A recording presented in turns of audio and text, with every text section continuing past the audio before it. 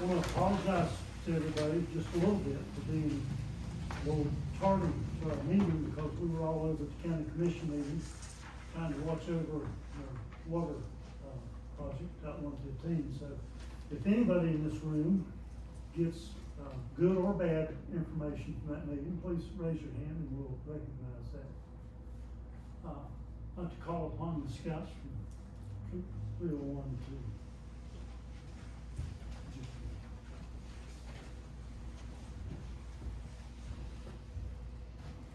Scoutmaster. All right, bow your heads, please. Heavenly Father, we gather today grateful for the community we share and the freedom we enjoy. As this flag is presented, let it serve as a powerful reminder of our unity, our history, and the shared values that bind us together.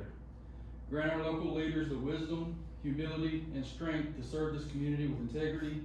Bless all those who serve, past and present, to protect and uphold the ideals this flag represents.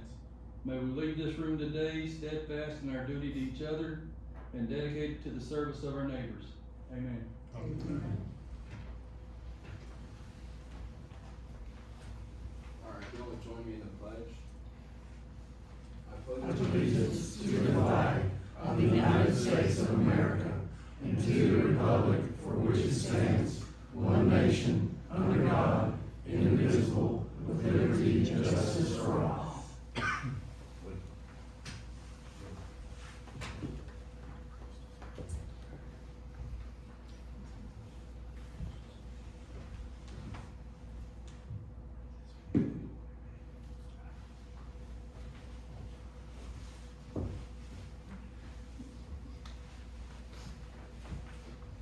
Recognize these fine young men and all the young men.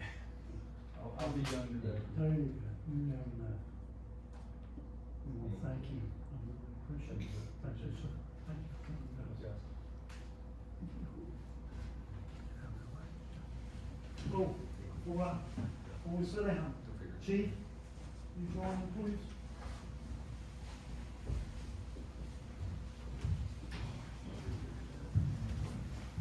So on behalf of the America 250 Committee, they're making this presentation to you, and I think that extends to your entire department. Absolutely. I want to recognize the Chief.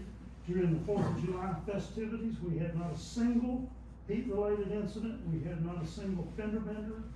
We didn't have any problem at all. That's a reflection on you. Thank you, sir. I'll pass it on to you.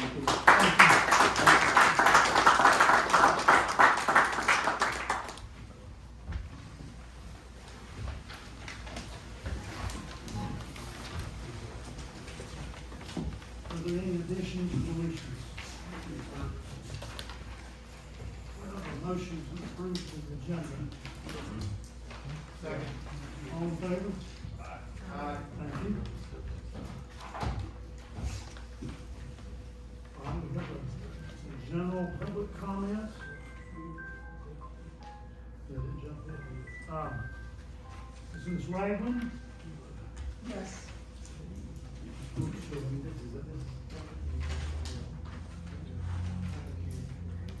Okay, I'm sorry.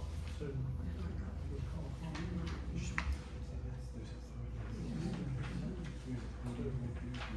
So we'll hold it to the, sorry, we'll hold it. Thank you.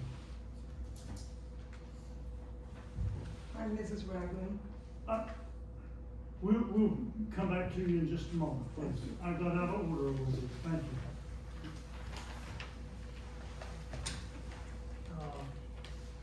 Any routine business or consent agenda business? Mr. Mayor, I make a, Mr. Mayor, I make a motion, we accept the routine consent agenda as written. Do I have a second? Second. All in favor? Thank you. Aye. Mr. Manager? Yes, sir, thank you, Mr. Mayor. At last meeting, there was mention by the board that they would like to learn some additionally about the River District area, and as a result, the developer, Ernie Pearson, who is with the nonprofit, has suggested that he would be in a position to come up for a special meeting on August the 25th, that morning, and of course, that evening is the Wilkes EDC annual meeting, so he'll be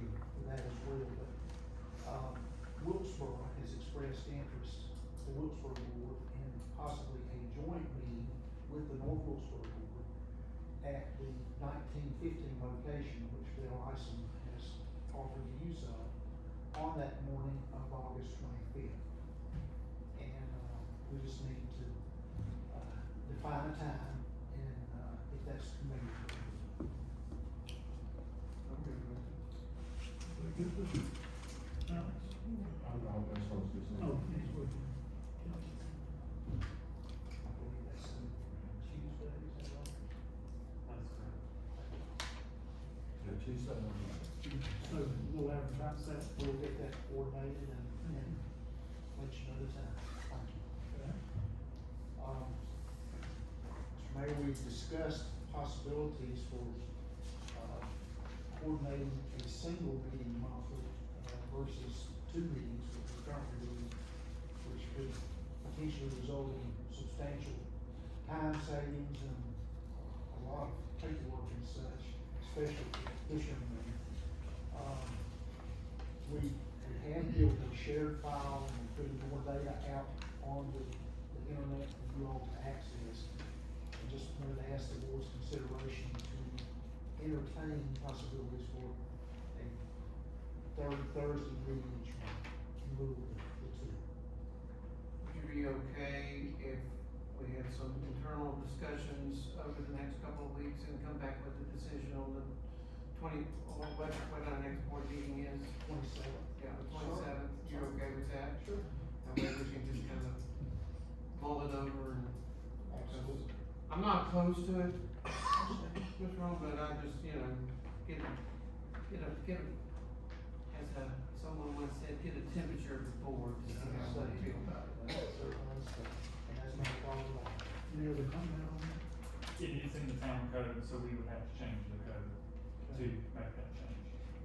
My comment would be is that in my time here that, this young man, Dylan Blankley, has been instrumental in getting us grant money, and I think that would allow him to use his talents more profitably for the town. Please consider that.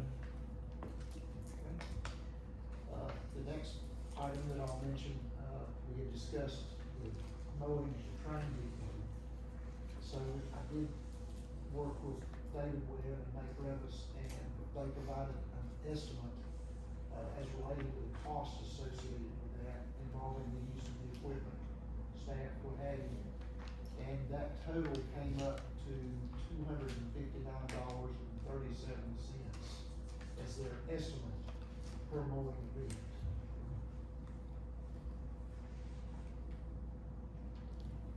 I might add to that, if I may, that I got a quote from a commercial, vendor, in that, they could mow all the property we have downtown, which is the railway station, the train depot, and 10th and Main. It was $175, I believe, for all of it. So it may be profitable for us to look at, putting out to bid and see what we may do, if that becomes an issue. That's for information purposes.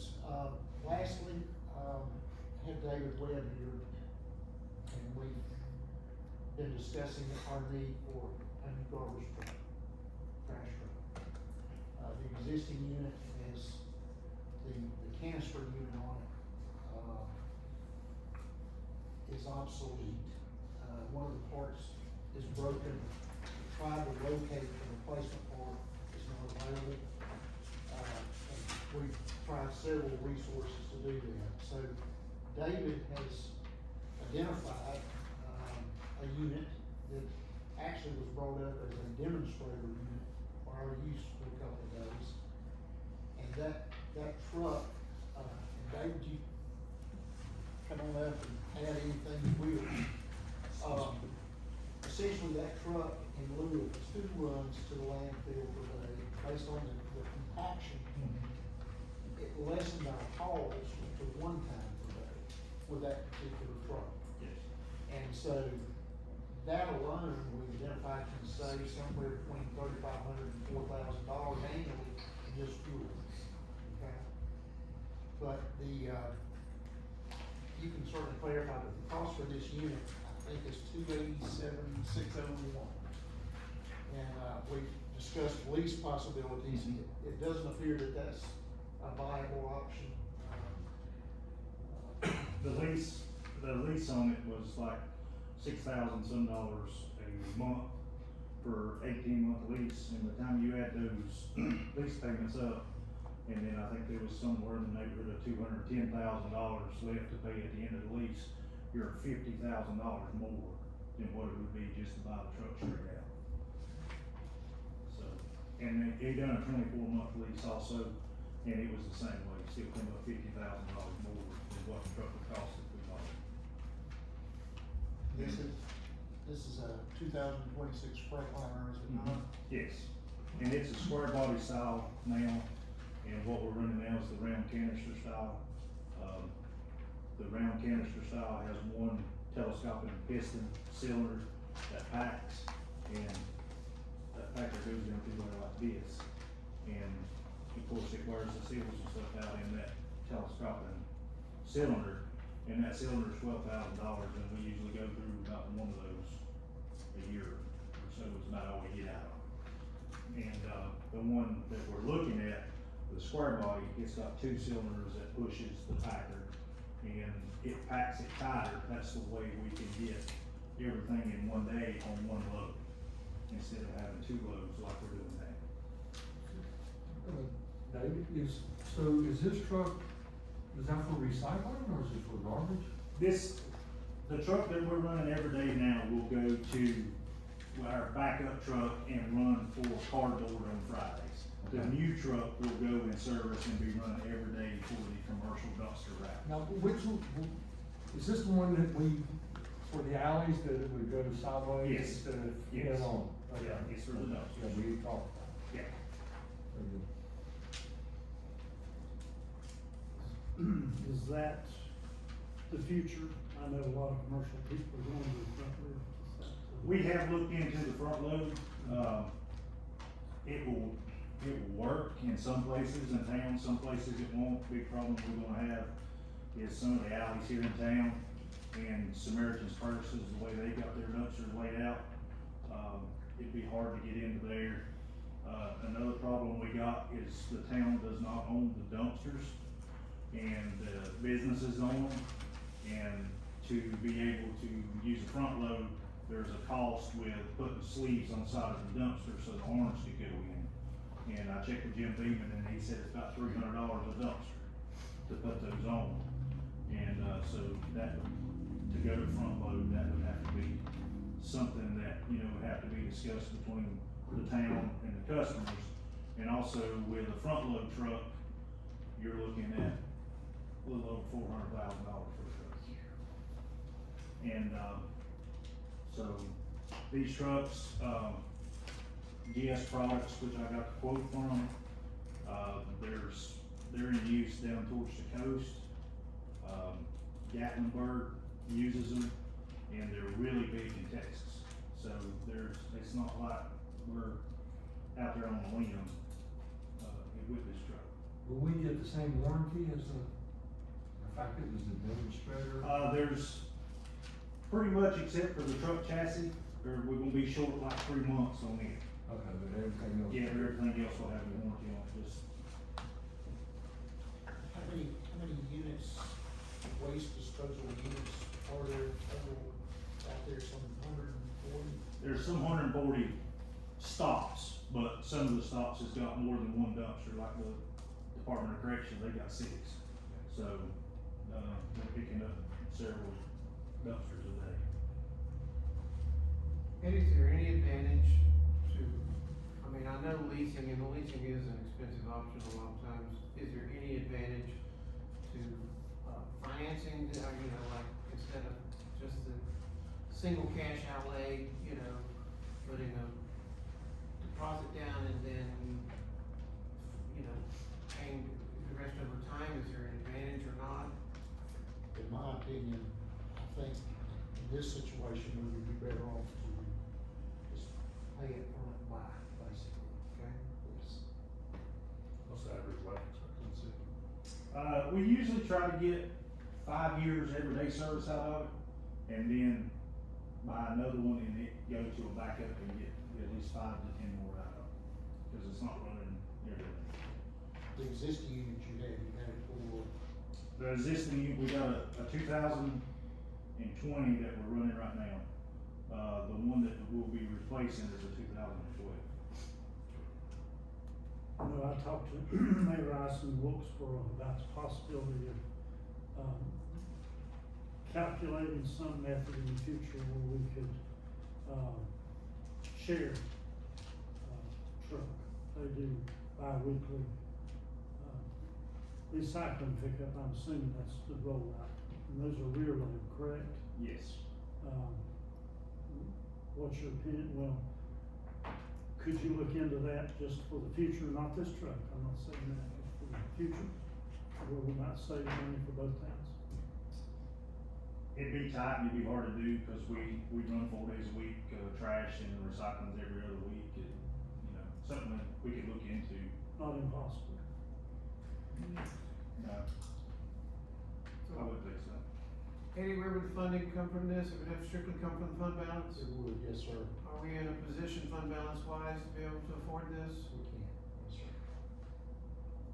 Well, you know, capital expenditures, it's what the fund balance is for, it's always been in my mind what the fund balance was meant to be used for. This services the citizens of North Wilkesboro, so from this chair, I'm fine with proceeding. Do we need further investigation, or can we just codify this in the form of a motion? We can proceed. This truck is on, North Carolina Sheriff's Association, and me and Eddie also talked to the MAC representative. The MAC representative was 328 for his truck, and the only difference is the chassis, it's got the same bed on it. Well, and, you know, and there's nothing wrong with the Freightliner. Nope. The Bulldog is neat, but the Freightliner will suffice. And this Freightliner, we can have it within a week. What's, I think. what are you gonna do with the old truck? We'll put it on gov deals and sell it. Yeah. And get what we can out of it. Chris, what do you think? You up for it? Good?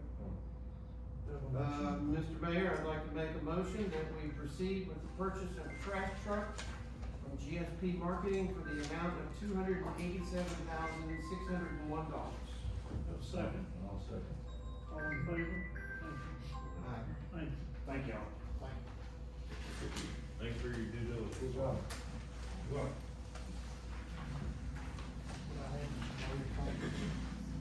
That it? Yes, sir. Thank you, sir. Any old business?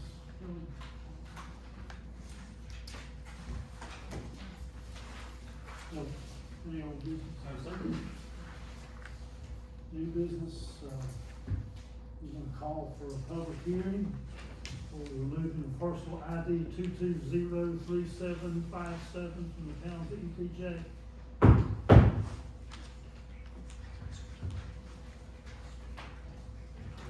And let me remind you folks that you'll be able to speak during this time, and you will, just limit it to 5 minutes.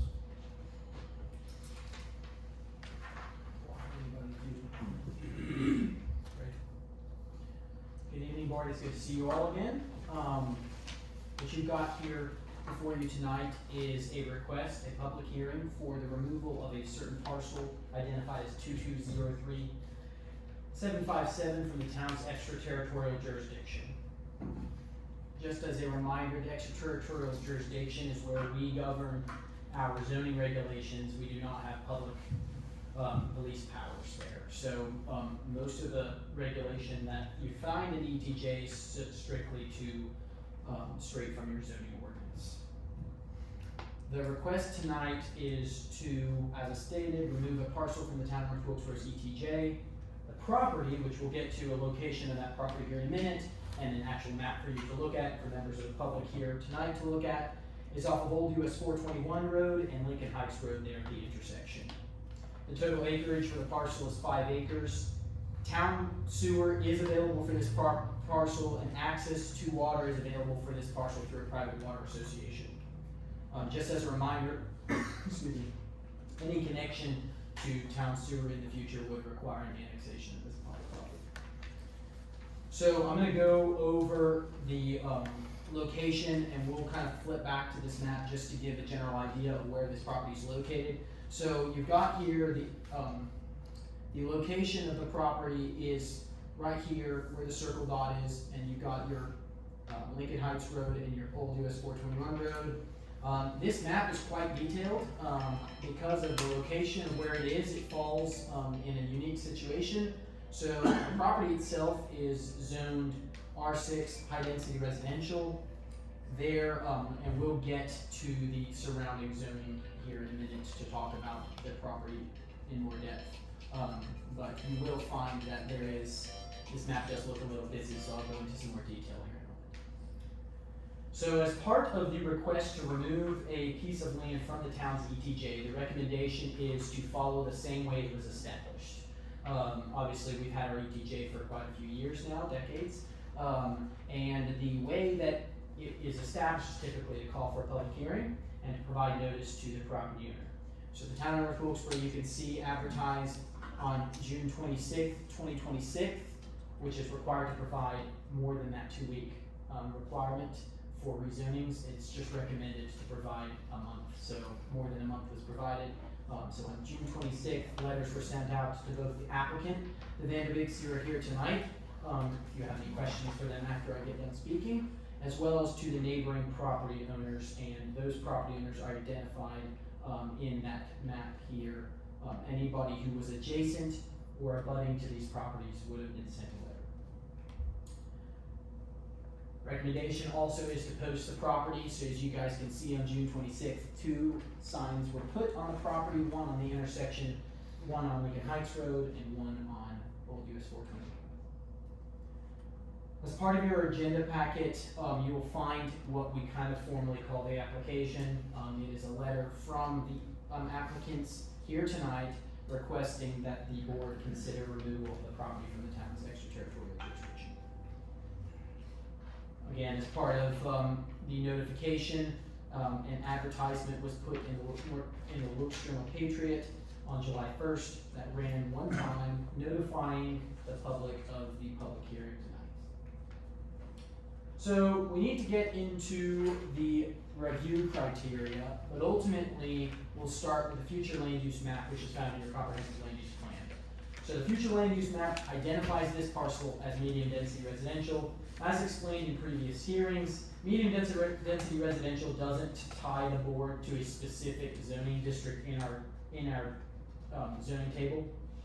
However, it does allude that the comprehensive plan envisioned this property to have some kind of medium density residential designation through some zoning practices. So in considering the following factors, considering the request tonight, the following factors need to be considered. The first is the consistency of the proposed zoning with the town of North Wilkesboro's comprehensive plan. So ultimately, as explained, the comprehensive plan identifies this as medium density residential. And to move into the next item, the future development oversight. Currently, the property is in the town's zoning jurisdiction. If the property would be removed, the town's all future development would be governed by Wilkes County development regulations.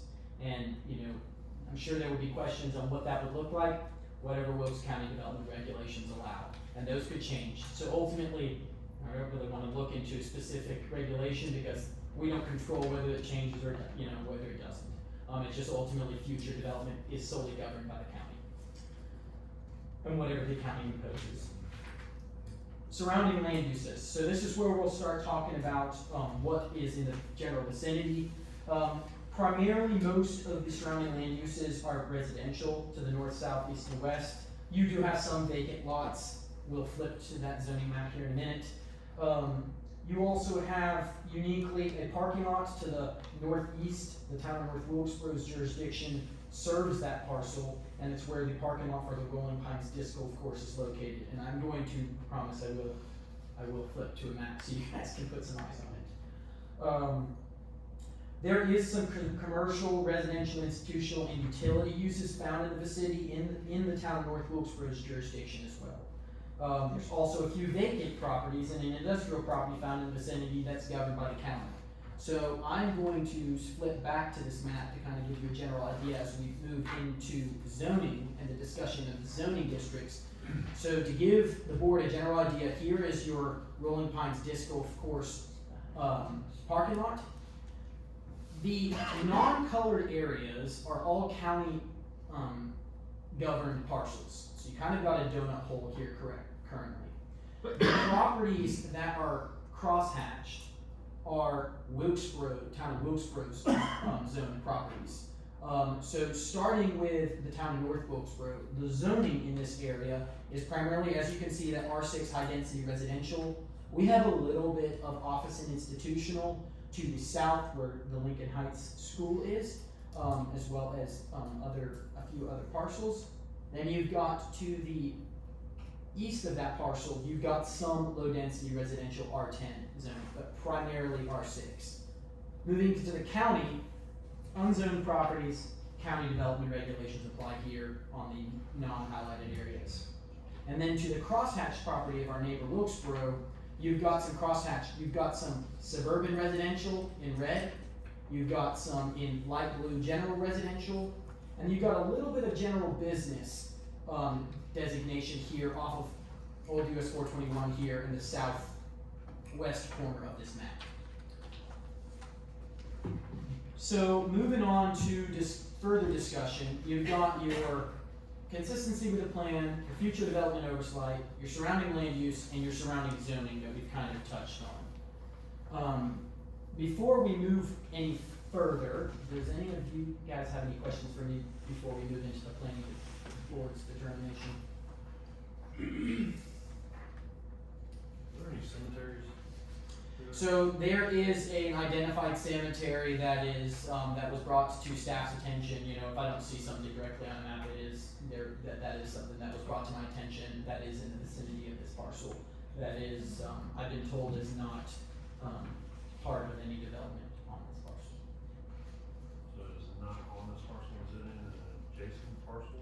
I'm gonna let the applicant speak to that because I'm unaware of its whereabouts. I think what's explained to me is, correct me if I'm wrong, but is it in this south corner here? I believe so. It's not on the parcel. It's not on the parcel though. No, Yeah. So it's family cemetery. I would assume I'm unaware, to be honest, to be really honest about that. Nothing visible from the road, so, you know, I do try to take, when I can see, I try to take that into consideration, but ultimately, if there was something that I'm unaware of, that would be something that I would defer to the applicants to speak more on. So, going through these review criteria, the planning board for the town of North Wilkesboro met on June 11th to consider the request, and they made a formal recommendation to deny the request, and that agenda is, that recommendation to deny is found in your agenda packet. Additionally, at the June 30th meeting, 2026, the town of Wilkesboro's planning board unanimously agreed with the North Wilkesboro's planning board's recommendation, and their attachment is also found in your agenda packet. Here is a copy of the planning board's recommendation, and then an informal email sent by the planning community development director, Andrew Carlton, regarding Wilkesboro's agreement with the town of North Wilkesboro's planning board's recommendation. So ultimately there tonight before we get obviously into a motion, I know there will be some moments for a public comment. There are also goals and policies as part of your motion that you are more than welcome to remove or add to your consistency statement if you feel the need to do so. And without any further comment, I'll turn it over to the board for any comments from me or comments for the applicant, and then ultimately the public for any comments they might have.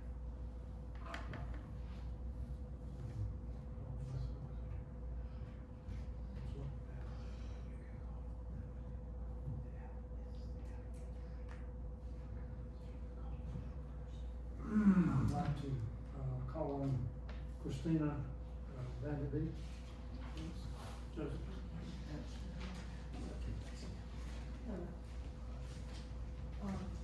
Did you have questions first, or would you? No, you signed up to speak, tell us what you Okay, need. thank you. Just identify yourself, My please. name is Christina Nichols Vanderbeek.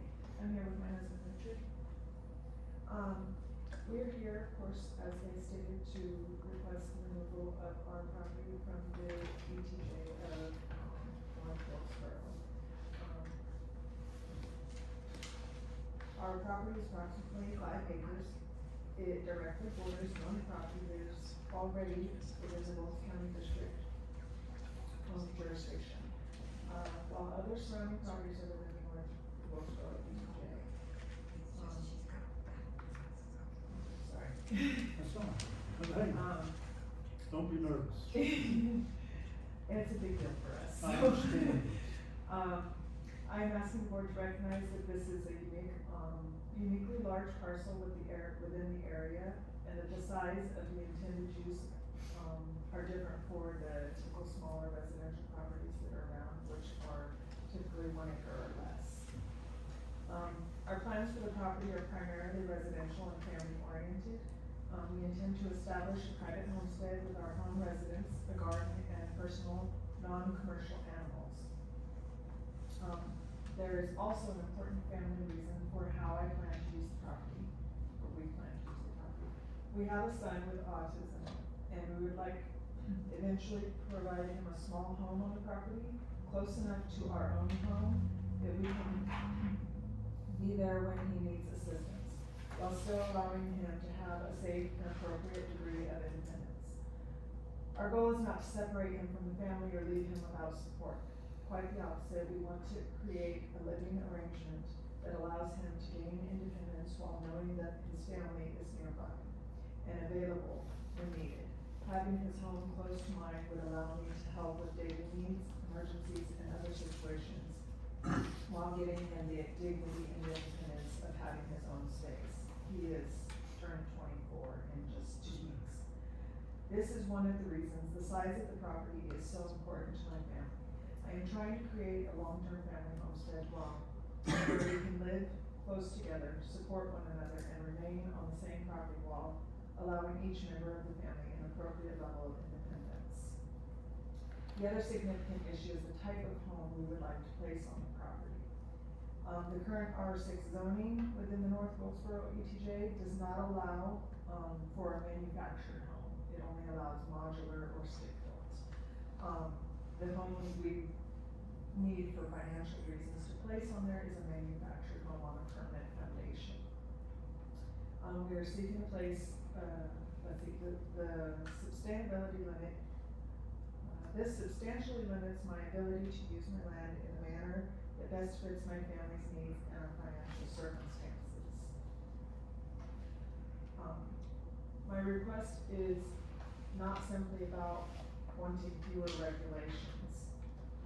We are requesting to be, our request is therefore not about wanting fewer regulations. It is about having the opportunity to use our property for reasonable residential purpose that is consistent with its size and rural character.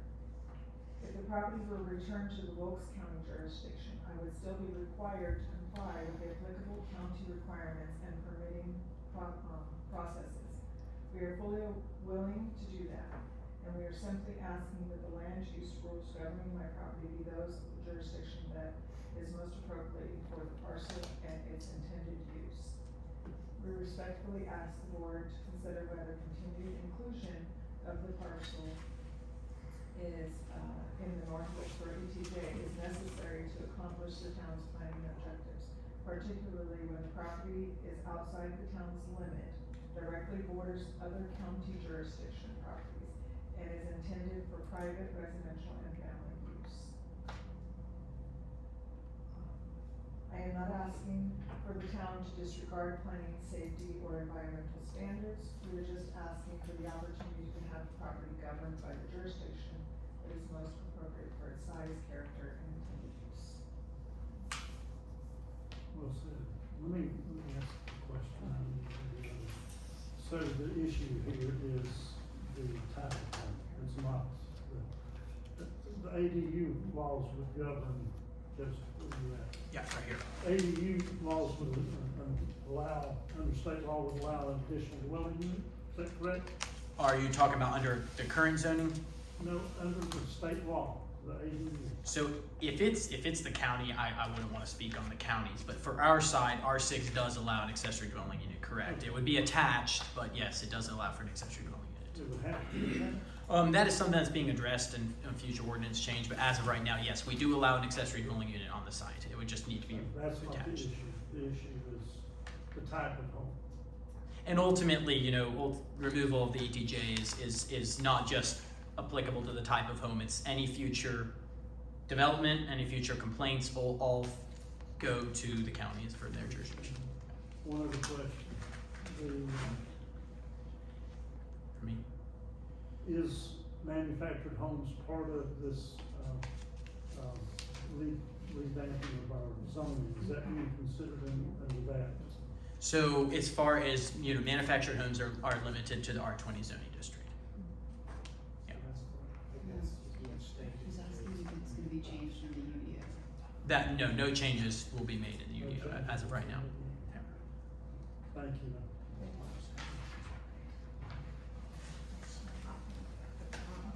All right, Mr. Van Vliet. That would be a question for. Oh, you spoke to them. Yvonne Ragland? Yes, I have a question. Yes, ma'am. Would you mind stepping up here? Certainly. I have a question of the applicants. I just quickly read it today, but there was a section that referred to like a farm. Would you sort of elaborate on that for me? I just have some chickens and, we were looking to possibly get a goat or, a horse. We just want to be able to utilize that area. And where is the planning on that? You, if I'm correct, you're all the way down to where the dance studio used to be. I'm not sure where that is, but we're right on the corner. Okay, so you're talking about the corner of Lincoln and Thank you. That's all the questions I have. I think the dance studio is considerably farther down the hill, is it not? The welding shop? Yeah, it is. I'd have to defer to some neighbors on that one. I'm not as familiar with that area. Yeah, the dance studio's towards the end of the street. Yes. Well, he's talking about the welding, what did you just say? Ma'am? He mentioned the welding, what did you just say? He was talking about the dance studio. All of that is down towards the end of the road towards Lincoln Heights, the actual school and the facility down there. Can you pull that map up and show where the building is? Yeah, I can certainly point to it. The property that they're talking But you were saying you want So it your goes entrance close on to Lincoln there, Heights all the way Road. up to the- I think it's required that it would have to enter on I can speak, you know, ultimately, you know, that is an NCDOT road, Old US 421. So, yeah, any kind of residential permits do not require residential, like a driveway permit. But there would be communication with NCDOT if there were any, you know, we always verify with them. But what I've been explaining is when it comes to residential permit, it would be, there's no driveway permits for residential construction. Simple thing. Would you mind showing her where those parcels are so she'll Yeah, understand that? so the parcel in question tonight is where my highlighted red circle is here. It's on the intersection here where you've got Old US 421 Road and Lincoln Heights. The dance studio and the requests are further south to this parcel and likely are not shown. No, Oh,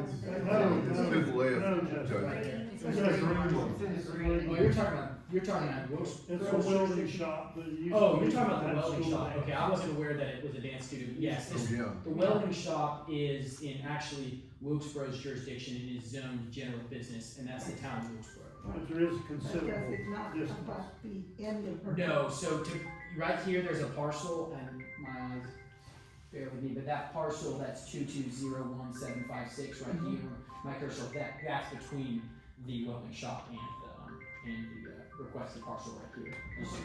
This is an individual parcel right here. Good evening. Thank you.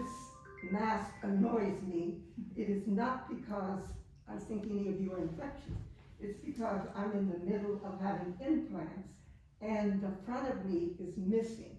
Now, if you can look over that, I'd like to take the mask off, okay? My name is Yvonne Reitman. I live in Wilkesboro, in Cairo, so you would be my neighbor. Okay? I am a little confused when you describe it as rural, in the, what Joseph was kind enough to fax to me about 4:30, because I have 5 acres on Dual Road, 2 houses on them, lots of trees, but it's zoned residential. So I just, in what I read, there seemed to be an emphasis on the fact that it was with rural characteristics. I own the property on the next block, some of that vacant land that you're referring to. I own on one corner of Peace Street and the across the corner, which I believe would be Old 60. So I own some of the vacant land he's talking about, plus the 5 acres and 2 houses on Dual Road.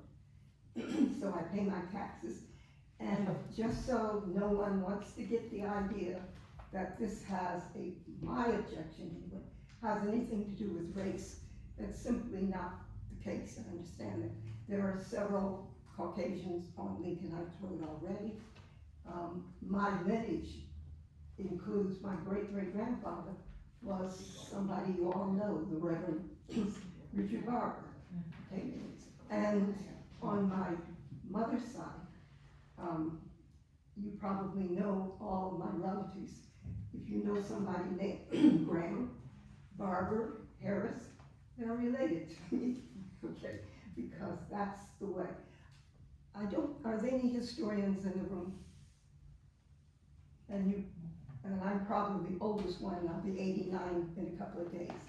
So therefore, I want to just go back a little bit on history, if that's okay with you. One of the things about being a person of color, which is how I choose to describe people who look like me, okay, was years ago, the way you established yourself as a person of color with the primary Caucasian population was land ownership. It was important that we own land, and it would often be vacant land.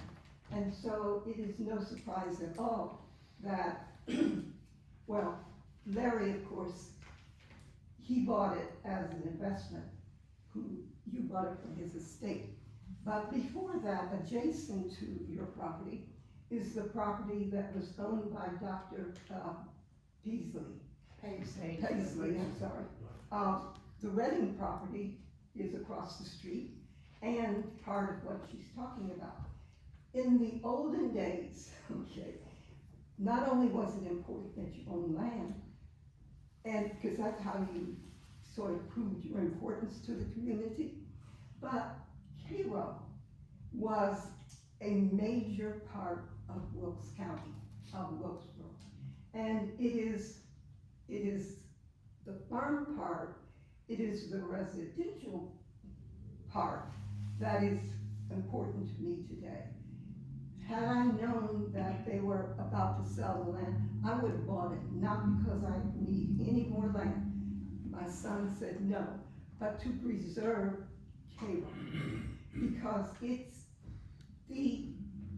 is the center of what happened for people of color in the 1800s and in the 1900s too, to a large degree, even now. Cairo is the center of the population. Even if you live in Fair Plains, Cairo is still referred to as the center of what was important to people of color. And that is what I am asking you, not because you are anything other than very nice people, but because we need to preserve history.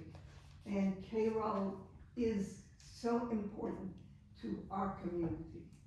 And residential is what Cairo was and what we want to keep it to be.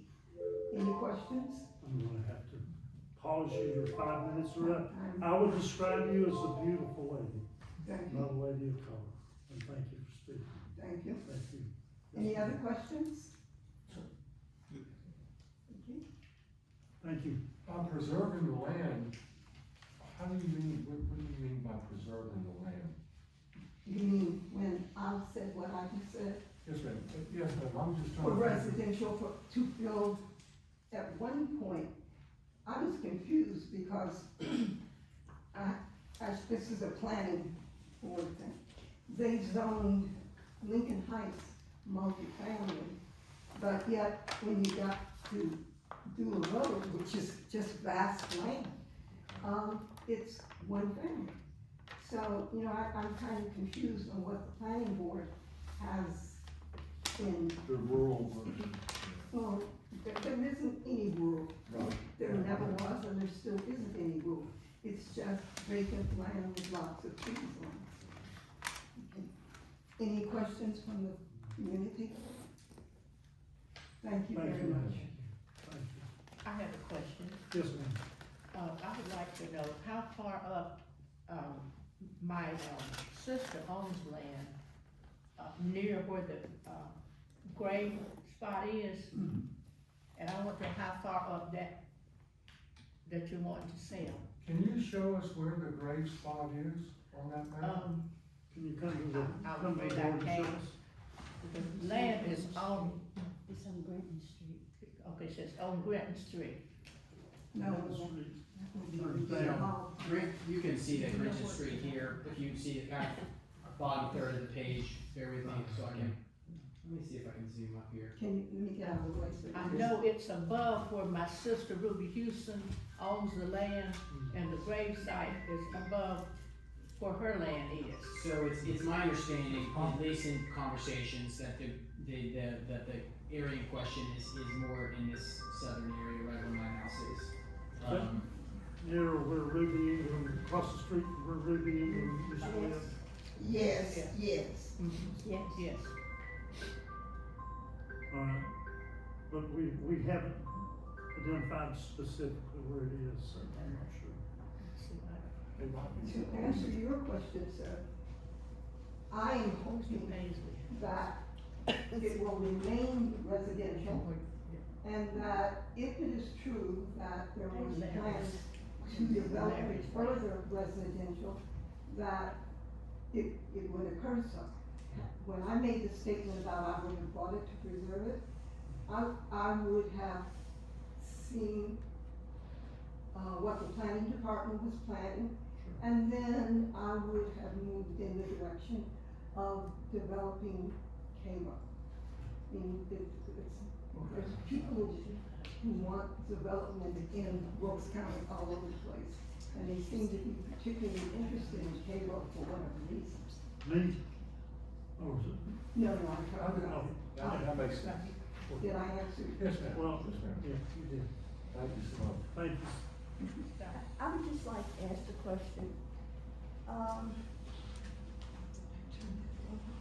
They had zoned the area on Lincoln Heights Street as residential. They said no trailers, no,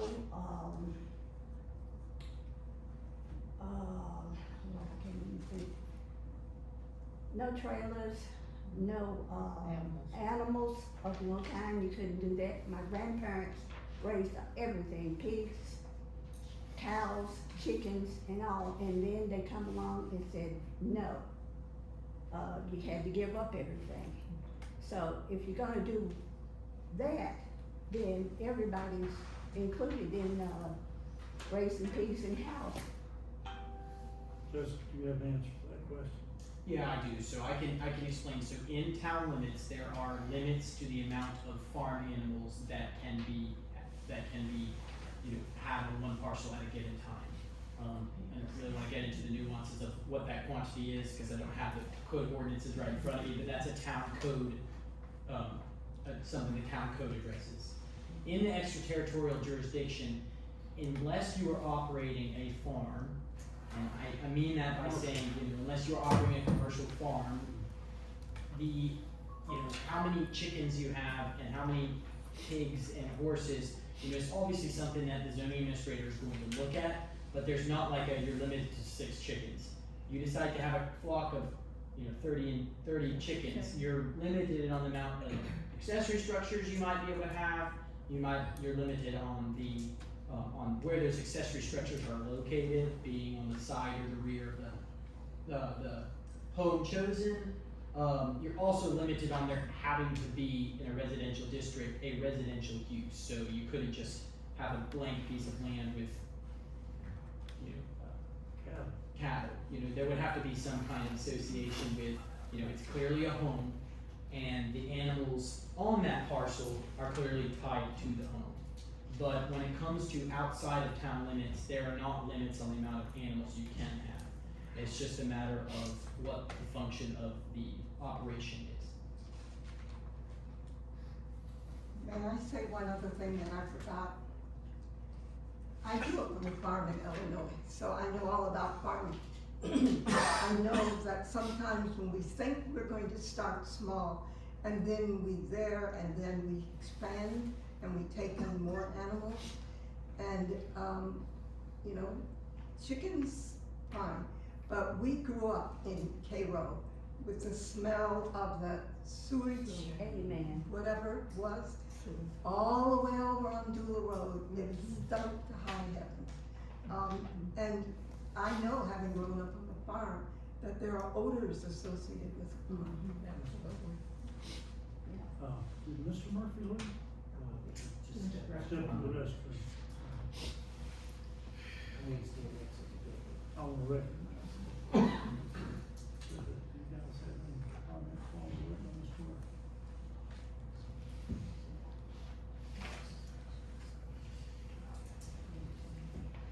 Anybody else want to say anything? It's an opportunity. I will. Yes, sir. Yes. Do you want me to come up to the front or just? Please come up and state your name. All right. Hey everybody, my name is Matt Coles. I am born and raised in North Wilkesboro, and actually with my brother and fellow applicants at Lincoln Heights, we are running the old school and trying to use it as a community center. With the current applicants, I understand where they're coming from. I actually had a little small farm, and I completely understand where they come from. But in opposition of that, I look at that as if something like that is granted, and I know that those other parcels are available, if something like this is granted, what's it gonna stop from future people being able to move modular homes? Because the next thing you know, somebody's gonna come in and say, hey, they were able to do it, so can I put that there? And it's no disrespect to you guys. But we're fighting right now to kind of revitalize the Lincoln Heights area. We're wanting to use it for a community-based facility to where young people and old people can come there and see heritage and see growth, see not just color, but see the community come together, Wilkes County at large. And so I go 50-50 with this because I am sympathetic with the farm.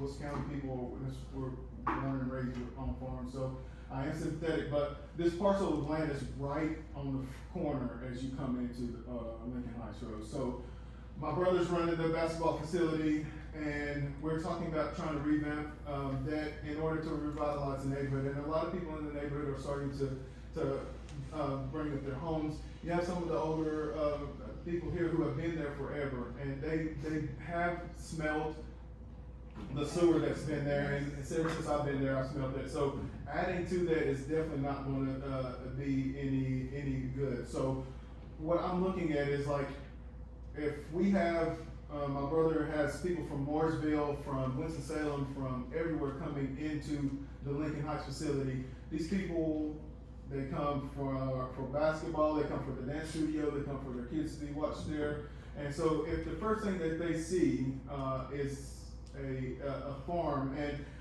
knowing how a farm is, you can try to keep as much as you can looking good, but horses, goats, I've had them, they eat everything. It turns into mud, and it just, after a while, that's all you wanna see.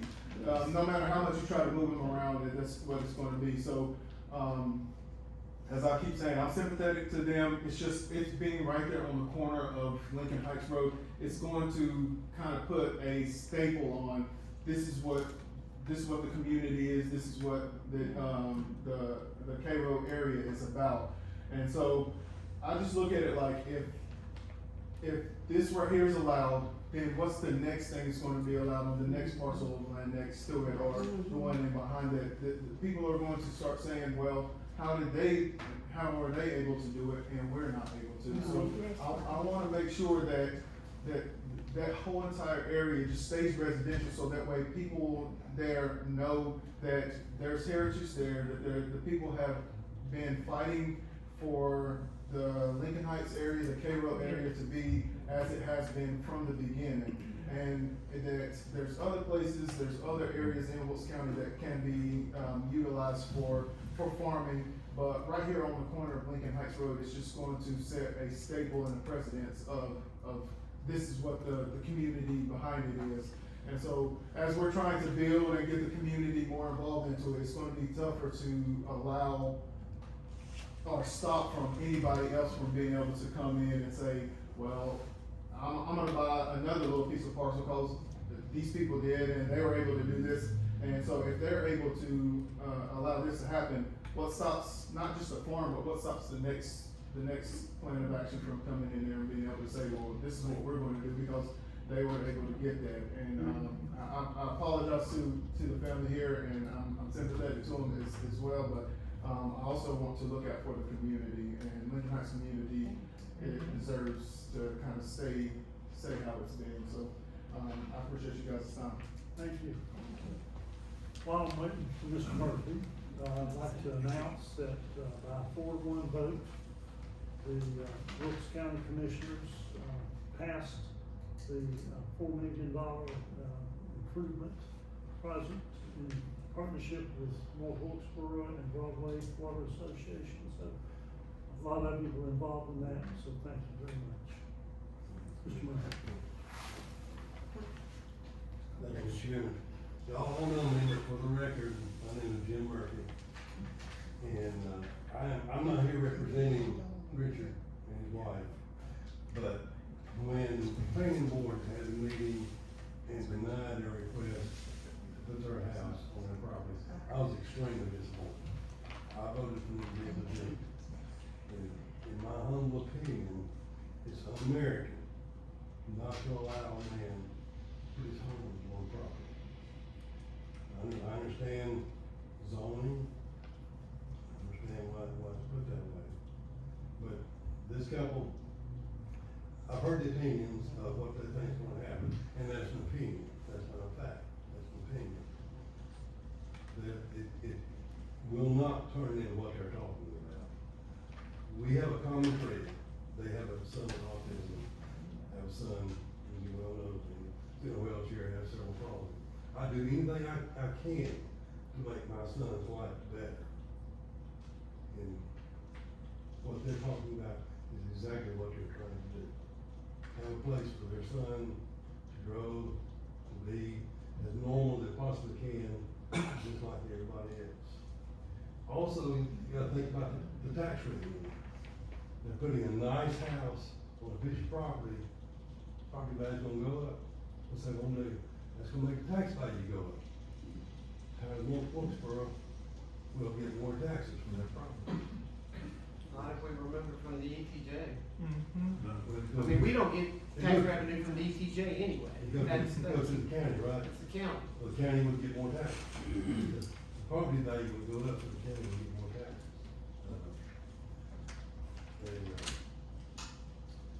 But I don't understand why a man cannot put a house on his own property. I don't know if you guys rode down the street down there at all, not whatsoever. But the house they're gonna put on this property will be the nicest looking house on this property. It's gonna be brand new, gonna be, have a foundation to it. It's not gonna be some mobile home, second generation, right? It's gonna be a beautiful home. So I'm pleading with you to adopt a resolution to allow them to put their house on the property. I got one other thing I want to talk about. I live in the ETJ, which really doesn't make any difference as far as what I'm talking about this project. I'm asking the board to adopt ordinance not to allow engine brakes within the city limits, including the ETJ. There's trucks come by my house, it sounds like dynamite going on when they cut those engine brakes in. So maybe we'd have to have a public hearing to, okay. If you want to, Not sure what it's. because we're taking it all the time up on that. All right, thank you, man. Please. Thank you. Well, that's what I wanted to say, I was, just, put your heart in the right place. Think about these people. They want to do the right thing. They really, really do, want to do the right thing. I don't know what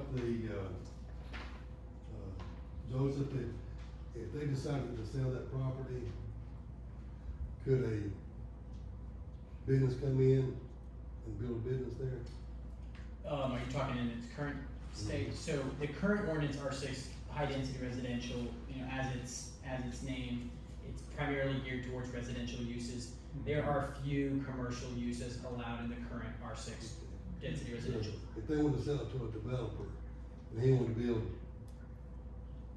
condos, then So, obviously you're looking at one home per parcel, with an ability to do an accessory dwelling unit. But any more than the density of a single family home would likely require some kind of subdivision. There but it is, could be done. there is street frontage there, ultimately, when you say condominiums, I would say as its present state, I'd have to see plans before that. It's right, single, high density residential, the reason why the name is high density is typically those are 6,000 square foot lots. If you can get 6,000 square foot lots, you could have a substantial amount of single family homes. Obviously, you've got some topographical challenges here, because it's not, there is no connection to sewer currently, even though sewer is available. You've got septic field requirements. But yes, the truth is its current location does have the ability to connect to town sewer. And yes, the R6 district would allow for 6,000 square foot lots if you can get the street There frontage. could be something, they sold the land, there could be something coming in that would be maybe even more acceptable to the landowners. Ultimately, if it's permitted in that R6 district, yeah, I would just say the R6 district in general is more conducive to single family residential homes, yeah, or residential in that matter. Ladies and gentlemen, And I'm not trying to be nitpicky here, but, and to Mr. Murphy's statement, that we're not trying to tell these people they can't put a home on this piece of property.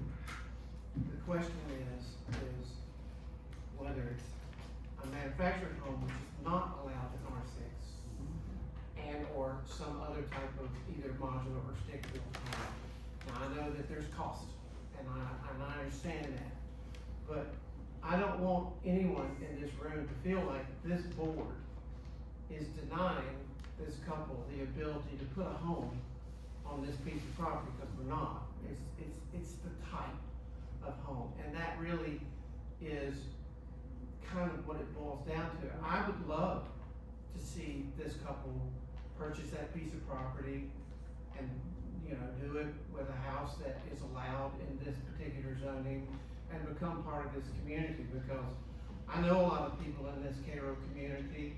I've worked with a lot of people over at the Lincoln Heights, school and the program and all of that and the history that's involved with it. It's a great community. And for them to add an addition to their community, regardless of who it is, but zoning unfortunately is kind of an issue that, you know, we're kind of defined by boundaries. And so I personally am one that believes in the ETJ as far as respect to us being able to oversee, you know, how areas that are directly connected around our immediate town boundaries, you know, are developed and what is the best use for that. Now, I know people disagree with it, and that's unfortunate, but it is just the fact of life. Life is about disagreements at times. But the thing is you make a statement about, and again, I'm not picking on you, Jim, I'm just making some statements, okay?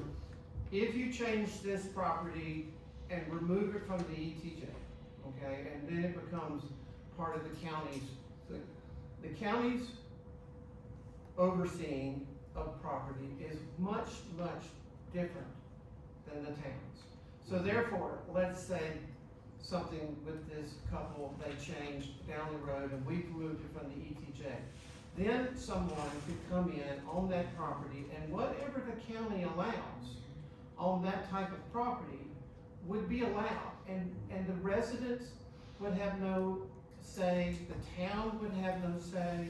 So therefore, you know, the protection for the community would be diminished. And so, again, I would love to see this couple move into that community. But, you know, we have to follow, you know, to me, I want to protect the ETJ, and not just in the Cairo area, but in all of our ETJs that we have surrounding the entire town. And so, you know, I just needed to make that statement because, like I said, I don't want it to seem like we are cold-hearted and not trying to help them, but it's, you know, unfortunately, in this circumstance, this is where we are. Anybody else? For clarification, Joseph, I just wanna make sure I'm understanding this perfectly, and I wanna clarify some statements that have been made about a quote farm. So I live here inside the city limits, right up Charlton Street. I can have chicken, I can have a goat, I can have one. I can have a pig, one, up to a certain size. So I can, by all measures of the law, our policy, have a farm within city limits. Whether they do this on that property or not, you guys can. If you live there, you can have chicken, you can have a pig, you can have a goat. You guys can do that should you wish. The clarification and the difference here specifically is the manufactured home, a mobile home.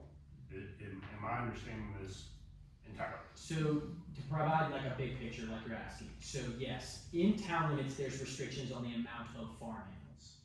I cannot have a commercial farm. I can't. Yes. This is for And that would be myself only. yeah, and that would be the same here.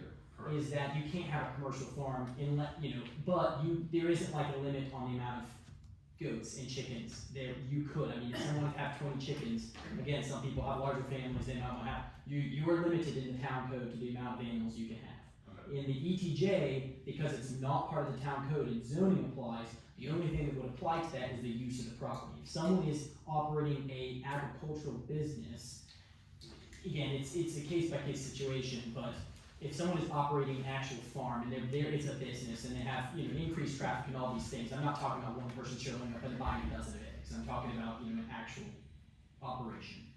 Then yes, that would be restricted because again, it's an R6 high density residential. But what starts getting restricted in the ETJ, you've got fence standards, you've got fence height standards, you've got fence type standards, you've got where accessory dwelling units can be located, you've got where accessory structures can be located, you've got separation between accessory structures, you have the amount of accessory structures, all these things fall under the zoning ordinance. Removal of this parcel says, ultimately, you know, going back to what Commissioner Parsons does prevent the town from having any say on what this property does. Currently, the say that the town has is zoning, and that is basically restricted to use and restricted to, you know, uses allowed in R6, if they're permitted by right, or they're permitted with supplemental standards, and those uses meet them, it doesn't matter what it is. Removal of this means that, you know, ultimately, no one comes to me and gets a permit anymore. Now, going back to the farm animals, I do wanna reiterate that, oops, not need to do that, sorry. I do wanna reiterate that, yes, farm animals are allowed in the ETJ as they are allowed in town limits. The difference is town limits restricts the amount of farm animals. And if you guys actually look to the screen right there, you can see this section right here, this is actually satellite annex property. So as, you know, for whatever reason down the road when this property, in the past when this property was annexed in, they are now held to those town code standards. So the amount of farm animals. Any connection to sewer would require annexation. Again, that would bring you to the town code. Currently on the town code, I can enforce the height of the grass, and I can tell people they need to mow their grass if it's over height. In the ETJ, that's not something. Those are police powers. So it kind of gives the public, a general idea of the difference between the zoning and the town. Is in the town you have police powers, you have noise ordinance, you have those things that apply. And in the ETJ, you don't have police powers, so it's followed the county, but you do have that zoning restrictions. Does that answer your question? Yep. Yeah. To a degree, it's still the differentiating factor here is the mobile home. Because in our ETJ, that is what is not allowed. Everything else is allowed within standards. The mobile home is the one differentiating factor, and that's what is requesting you guys to set in the county, correct? The alternate option would be manufactured housing is allowed in our jurisdiction, in the R20 district. This property does not sit adjacent to or abutting that R20 district. So we do allow manufactured homes, it's just the zoning doesn't allow for manufactured housing. Yeah. So in order to do R20, that would be considered a spot zone. You'd have to rezone it, yeah, correct, and then you have to defend that spot zoning request. And it would be hard. I know. Multi-thousands of feet. Yeah, and, I try my best when putting together these maps to give, kind of a bird's eye view of the surrounding zoning. There is only so much you can fit on a map before I'm gonna give you guys all. Like, I really do try to be, specific about vicinity and abutting adjacent. I can't zone, unfortunately, I cannot zoom out so far to where you see all of the zoning districts in our district without, confusing the public. I'm trying to be realistic with what they can see on this map, so. And currently in our ETJ, the mobile homes are not allowed. I know this has come to our table. Currently in the ETJ, mobile homes are not allowed at all. R20. They are correct, yeah, in our zoning district, R20. In our ETJ as well. Right, there's no R20 inside our corporate boundaries, but there is R20 in our ETJ. Okay. So it's, Yeah. rezoning to the R20 It's not an option. Oh, no. It would be very difficult spot zone. to defend the spot zone. I do want to pipe in and say, nothing stops R20 from being sought, again, in town limits. It's simply Spot zone. from this zoning, That's you gotta restricted by define state it. law. And I think we've been pretty consistent in not allowing it, and I think we have to, I think we need to be consistent in that. I would just say, echoing Commissioner Parsons a little bit, and Matt, I'm sorry, I can't remember your last name. Goals. What you said about, I worry about the precedent set by letting somebody just leave the ETJ. I do think it could open, how would we say no to anyone who came and wanted to leave? I think we have a hard time.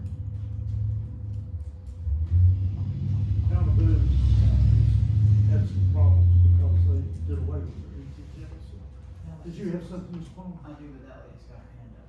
Yes, ma'am? Yes, we start with chickens and horses and goats. Suppose it expands to pigs and others. Is there any restriction on that? No, ma'am. So, There are some restrictions, but it is like. And I would go as far as saying, without getting into the weeds on this, bona fide farms in the ETJ is a statutorily 160D allowance. If you establish yourself as a bona fide farm in the ETJ, zoning does not have any regulations. That is something that was established with 160D. So again, farming is allowed in the ETJ. To meet the bona fide farm requirement, there are a few, there are a few allowances. That is specific to the ETJ. Bona fide farms means building and zoning regulations do not apply. I'm not suggesting that there is a request to bona fide farms, but I do want to reiterate that in the ETJ, if you establish yourself as a bona fide farm, zoning does not apply. Yes, ma'am. I just wanna clarify something. currently at the current zoning, I'm allowed to have chickens and goats and pigs and horses on the property as it is right now. So taking it out of the ETJ would not change that.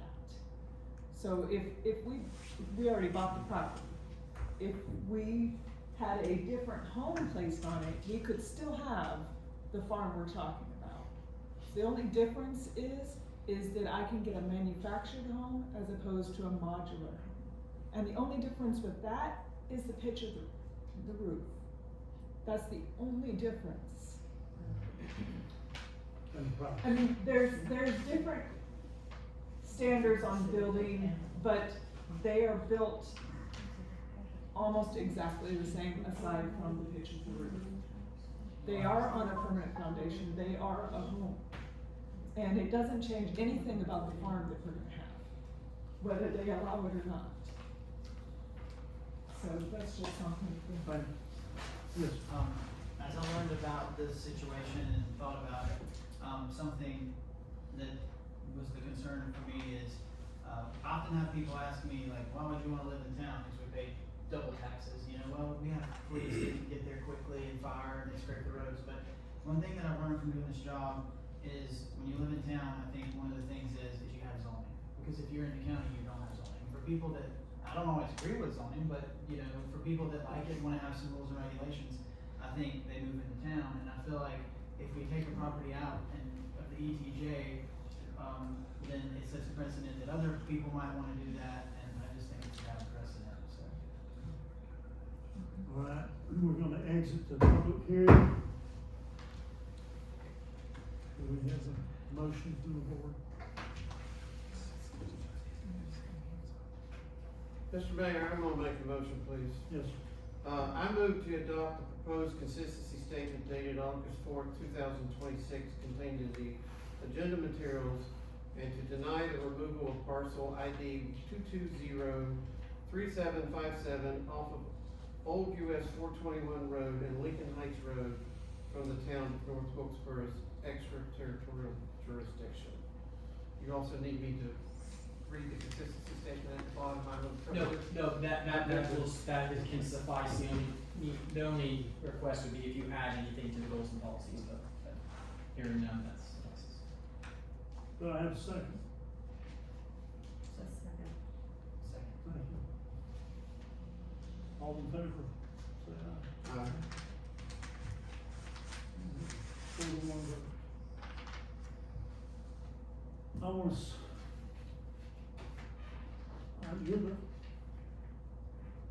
you're the second mother that's approached me this week with an autistic child, so I feel for you, and anything we can do to help you. And I know that's not solace here, but please know that. Thank you. All right. Ms. Davis.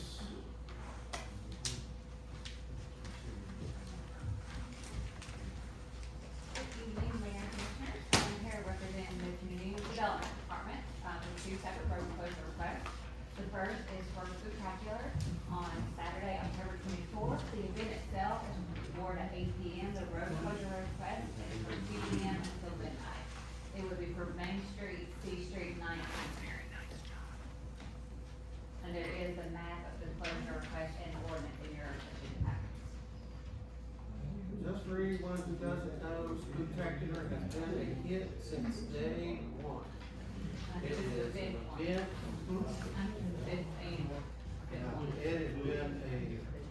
I mean, to see the kids' costumes and the support of groups that come and participate, it's, yeah. I've been on that corner for every one of them, and they are fun, really fun, and it provides a safe environment for the kids, and, so yeah, I'm very supportive of the groups, of the group that does this.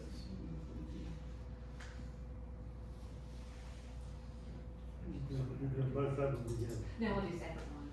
With regular spectacular. Do I have a motion? So move. Do I a second? All in favor? Thank you. And so the second request is for Light Up Downtown. It is scheduled for Friday, November the 20th. The event itself is from 6 to 9 p.m. The road closure request is from 3 p.m. until 11 p.m.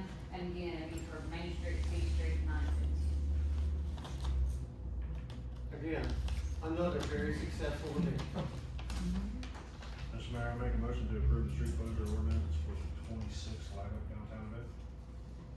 Second. All in favor? Aye. Thank you very much. Thank you.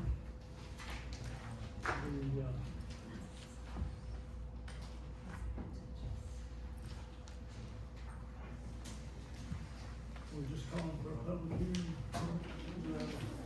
Can we do, are we moving to the follow-on? Well, we're just calling for a public hearing on that, I believe.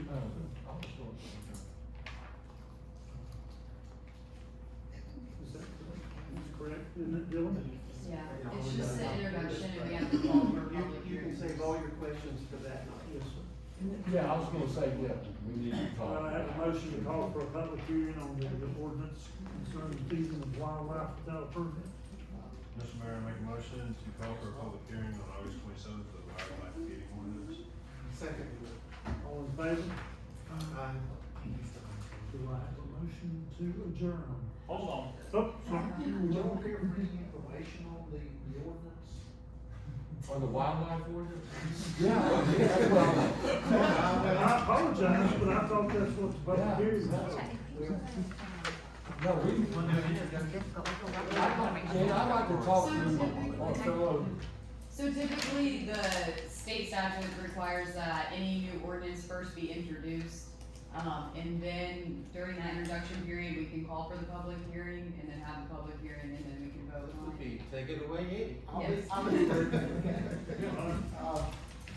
my understanding, that we've actually had some folks who identify that we've had some wildlife on the Greenland area as a result of folks putting out dry food and such. And we've had raccoons and a couple of different species of wild animals near the folks who are walking the Greenway. So, we discussed and identified that there are ordinance options, that can address those feeding concerns that hopefully will eliminate and better protect our walking areas. So, hence the reason for the recommendation for the ordinance.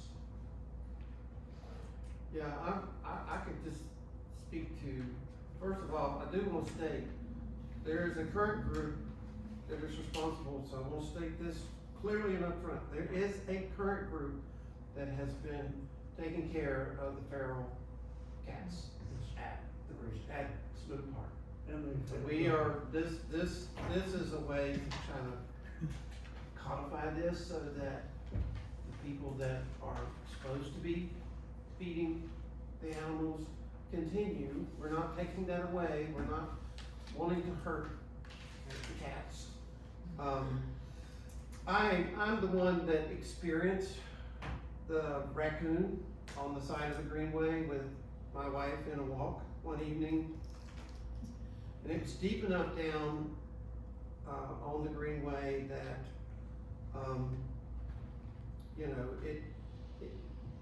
the raccoon, although did not exhibit aggressiveness, it also did not exhibit shyness. And when you are 5 feet from a raccoon that's looking at you while it's munching on dry cat food, it's a little unnerving.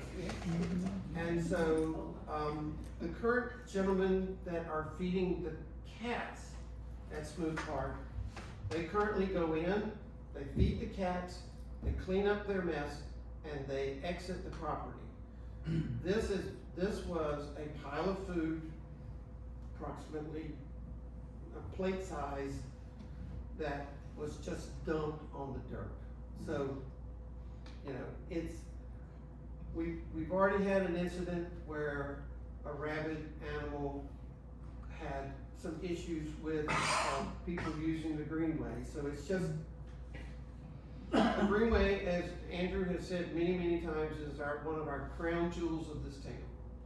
And I want people to be able to use it and feel safe, you know, I want to, you know, so I think that's why we kind of, are talking about it. And this ordinance is proposed will have some guidelines and a permitting process. So, I think it's well worth considering. I'm concerned of my friends that walk in the morning, early mornings that we're out there, and they have peanuts, they just, you know, they set them on the railings for the squirrels to get, for the birds to get, and they feed those ducks, and, I mean, the squirrel, I mean, I understand what Michael's saying, because if you start dumping a big pile of food, that's one thing, but for the folks that just have a little bag, and I think Brad wouldn't want to be arresting those folks for putting peanuts out. I understand, I'm just wondering how we can figure that part out, make it, I've seen what Michael's seen, I mean. And I'll go a little bit further, neighborhoods where people feed deer, my neighbors do it out of good-heartedness, but you're taking the deer away from its natural habitat. If they become more aggressive, they start, you know. Going after gardens. Thank you. and, you know, instead of relying on their natural habitat, so I'm anxious to see what you guys do with this, because it's a real problem. And the more they congregate, the more likely they are to have chronic wasting disease.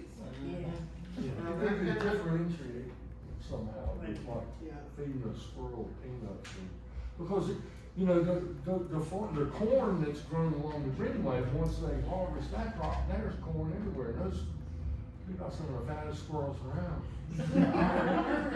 There are some exceptions, like one of them is bird feeders, and so we can look into adding Are those the people feeding the bird, or the house?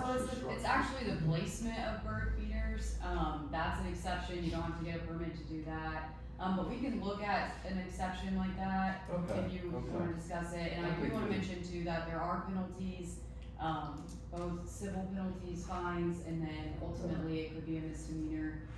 This does equip though our police force with authority, that if there was a situation that arose, that they did need to take action, that they do have specific authority under this ordinance. So it does protect them and us in the town as a sense of that. Now, is this specifically for public land or? Yes, we No, private. Yeah, so you'll see there's more exceptions, like your own, like hunting, trafficking, education, gardening, agricultural, those types of things are all exceptions. Is there any state or federal laws against feeding on animals? I actually looked into that quite a bit. There are, but none that. Depends on the intention. Yeah, it kind of can depend. So we're able to put this into place without violating those, but they actually do not recommend it at all. The state or federal government. Do I have a motion? Mr. Mayor, I make a motion we adjourn. Do I have a second? Good luck to the two of you on coming up to wildlife. All in favor? I just didn't want to say you did a nice job. It's okay, what you got out was good. Yes, sir.